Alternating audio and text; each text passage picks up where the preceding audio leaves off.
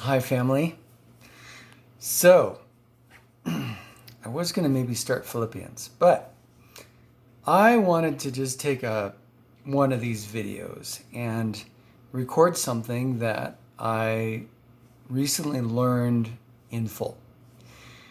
And that is the origin of the Star Spangled Banner, our national anthem. Now, I've sang it, and boy, lazy, not really finding out why we sing this national anthem. And so this year I thought, I'm gonna find out about this. What is it? What is why do we have this? Why do we sing this? And I had heard some stories in school and had some idea, but I thought, well, it was a discovery for me, so I should share. And I think that one really cool thing in this story is that you see God in working in our country. So we all know 1776, the Great War of the Revolutionary War, where we defeated the British, and the British were kind of on the defensive for a while after that war. But there was never really, there was always kind of, a sense of like there wasn't total freedom. And in 1814, the British attacked, had their revenge and attacked Washington, D.C., and burned to the ground many of our government buildings, and President Madison and his wife fled for their lives. Totally demoralized us as a nation. And then the British were gonna go attack the third largest city, Baltimore, Maryland, and they were gonna go attack that.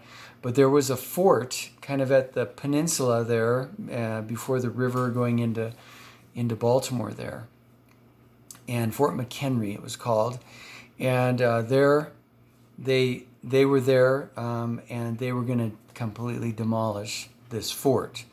Not that it was a huge threat. The cannons on the British ships were far superior to anything at Fort McHenry. But I think to serve an example and to further demoralize the American public, they were going to just flatten it.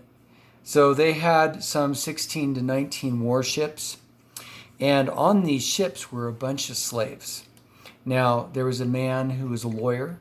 Francis Scott Key was his name, and he was a part of trying to get the release of those slaves. So he had been negotiating with the British, and he was invited on board those ships, and he was negotiating. He did manage to come to a resolution with these slaves, and but the British said, we're not going to release them until this fort is wiped off the map. And so beginning on a morning, I think it was September 13th, 1814, the British, with all of their superior guns, began to bombard Fort McHenry with all of their artillery. And over Fort McHenry was a huge American flag, huge. And the commander of that fort, actually, he commissioned a widow to make this humongous flag because he wanted the British to be able to see it from a long way away.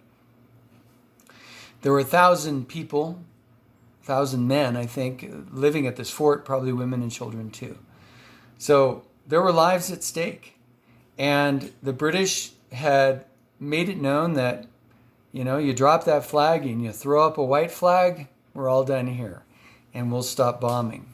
But anyways, on September 13th, they started firing their cannons at Fort McHenry. 24 hours of bombardment by these cannons. And, you can imagine all day long just pounding this fort. and then into the night. And you got to remember that the slaves, or not the slaves, but the captives and Francis Scott Key are on the British ship. And this is where we can understand some of the lyric in this anthem, and the rocket's red glare. The bombs bursting in air gave truth through the night that our flag was still there. So as those bombs are exploding, you get a flash of light, and all of a sudden you see the flag. It's still there. And the slaves were probably wondering, have they raised the white flag yet? Is the American flag still there? So all night long, pounding, pounding, pounding. I even read or heard that the flagpole took some direct hits. But regardless of whether that's true or not, I mean, you've got 24 hours of, 16 to 19 warships, just constantly bombarding this fort. And what's the likelihood that, well, one, you would hit the mast? I mean, it's probably pretty likely. Or that you'd, hit the flag and go and tear it right off. And so all night long, it's getting bombarded. And, we have that next line. It gave proof through the night that our flag was still there. Now, there's 4 verses. We only sing the first one in the national anthem. And in the 4th verse, it says, praise the power, capital P, right? That hath made and preserved us a nation. Then conquer we must when our cause is just, and this be our motto, in God is our trust. Now, that's good, isn't that? That's good. Now, the reason I like this so much is that I see what happened that night as a miracle. If the British had taken that fort that night, had gone on and destroyed Baltimore, and had then established British rule over America, well, hey, we'd be speaking with English accents right now.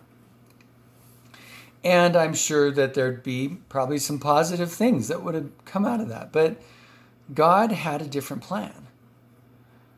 He didn't allow that flag to fall. He didn't allow that pole, which was 30 feet high, he didn't allow it to get hit, to fall over. That would have been completely demoralizing.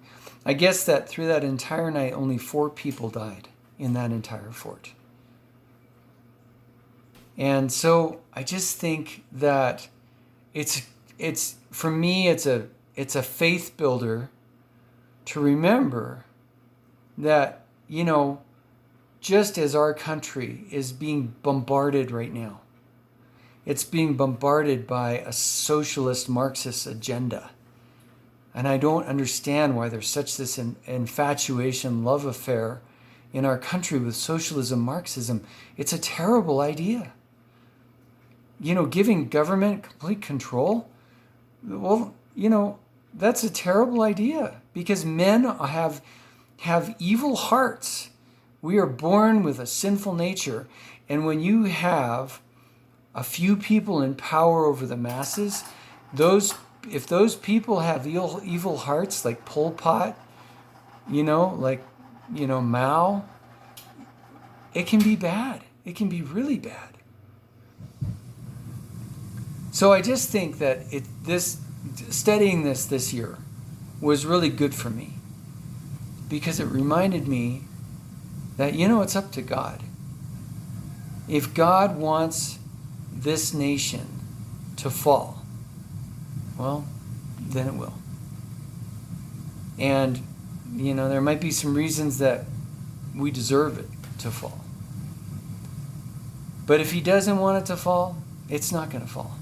No matter how much cannon fire we get, no matter how much, COVID-19 over governmental regulation we get, or how much rioting we get, or how much of this, there's this idea right now in America that America is horrible and it's racist. And, if it's such a racist nation, why do you have like 2 million black people a year trying to move here? Because it doesn't make sense, right? If it's a horribly racist nation, they wouldn't want to come. I think that, sure, there's some racism in our country. There's problems in our country. There's bigotry. There's people with evil hearts. There's horrible industries, the pornography industry, for example. But there's good in America too. And I think it's good to remember that. And I think that this whole scene here, the people on that boat, those captives on the boat, and Francis Scott Key, they witnessed a miracle. And it was such a miracle that Francis Scott Key had to pen those words. That, they had witnessed the fact that this place was bombarded all night long and the flag was still standing. And it was in that, what that did is it demoralized the British. And it was just like a few months later that at that very fort, the British signed a peace treaty with America. So it was like a pivotal turning point in our nation's history. And the reason it was a pivotal turning point is because God stepped in and he didn't allow them to give up, and he didn't allow that flag to fall down or to get smashed or blown up, and he didn't, it was like this victory. They didn't even fire a shot back, but even though they never fired a shot back, they still won. It's like, you look at that and you say, God stepped in, he intervened. And I believe that God can do that again today. I believe that, like I said, if it's his will for the United States of America to continue, it's going to.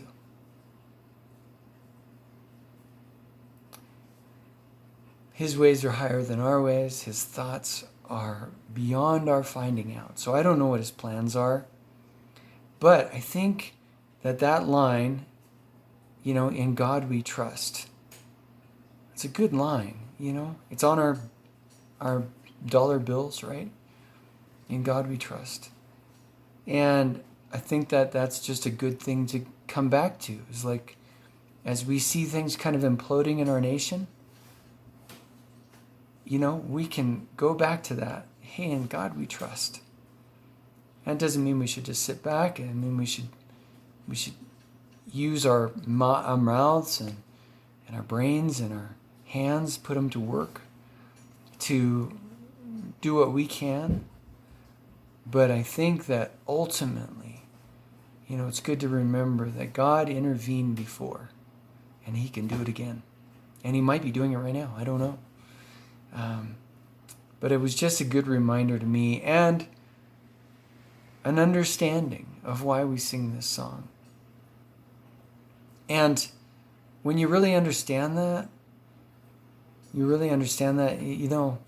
when people are taking knees, it's just like, what are you doing? This song, this poem was written because a man saw God at work. In God we trust. And so we should all be honoring, not necessarily the flag. I mean, there's a lot of people who've died for the freedom of this country, but I think that there's a whole other aspect to this of honoring God, who stepped in at Fort McHenry and kept that flag from going down and really set the stage for the United States of America to become the nation it is. All right, well, that's it. I'm going to start Philippians very soon.